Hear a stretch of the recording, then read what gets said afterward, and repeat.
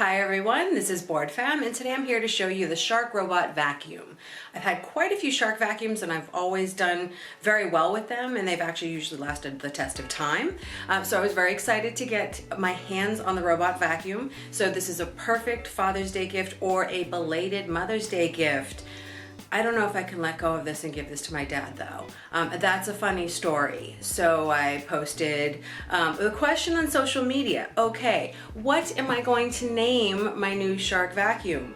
And someone said Jaws, someone said, what'd they say, Sharky, and then my dad said to name it Finn, which stood for, in his old crotchety brain, I love you Dad, Floor Investigative Nerd.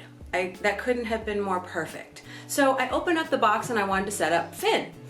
It was very easy. You just simply use the instructions, but snap the side brushes in place and charge up your vacuum. You can either charge it directly from the cable or you can use the dock.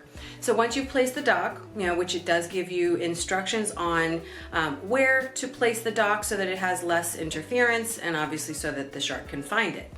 So that was really a breeze. Charge it up, plug it in, put the brushes on, and you're almost good to go. What do you want to do? Do you want to use the app? So download the Shark app, which you can also integrate with your Google Home or with your Alexa. So in my case, I did it, connected it with Google Home. Fine.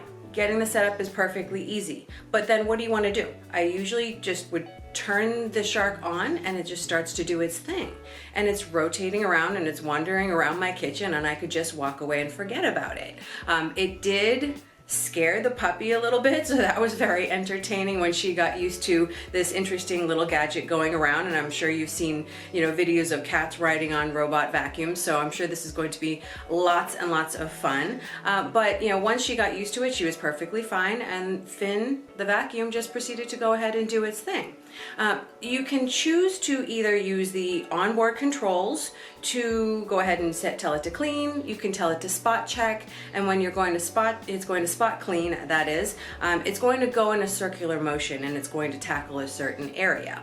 When you're done, you can just press clean or press dock and it will find its way back to its charging dock. Now, how is it going to know what to do as far as a smartphone capability or a smart capability or your smart home?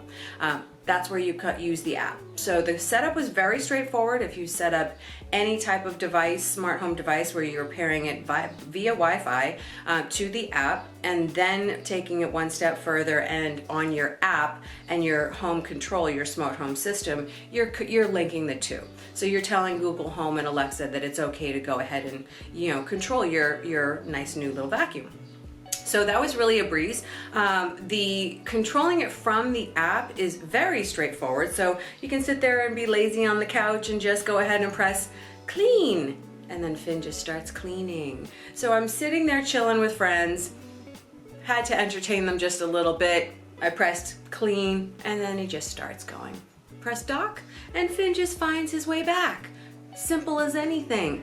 The only hang-ups that I had were pretty predictable, that it gets confused with cords, and that's not a problem, but I have a very complicated wire system since I have such an old apartment, so I did have to be strategic on where I had it clean, because it would tend to get caught in some of these random little areas or caught on the couch. But the fun part is that it will give you notifications if your robot vacuum is stuck, and it'll give you an app notification and it tells you, oh, it's tripping over something or it's caught. So it's having some issues and you get an alert. You can then find the app, use the app to find your vacuum. Simply press the button and it's going to go ahead and give you a few alerts so you know where it is lost, whether it's under the couch or, let me think, somewhere lost in the kitchen. So again, that was a lot of fun.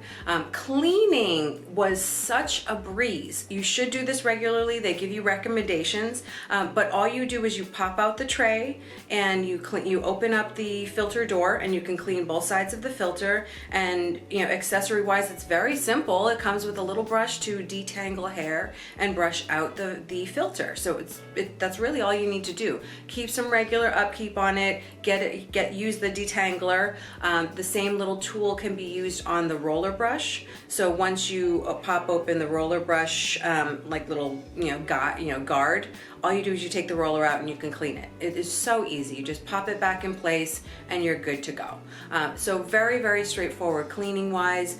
I've got hair, so I definitely have to watch, that getting clogged, and the tool was a breeze. The other accessory that it does come with are strips to go ahead and lay down in your apartment to guide, where you don't want the shark vacuum to go, or rather, where I don't want Finn to go. I haven't done that yet. The other piece that I used a little bit, but really didn't dig in a lot because of my apartment constraints was the scheduling. So I didn't use the scheduling as much. I think that that's going to be very useful.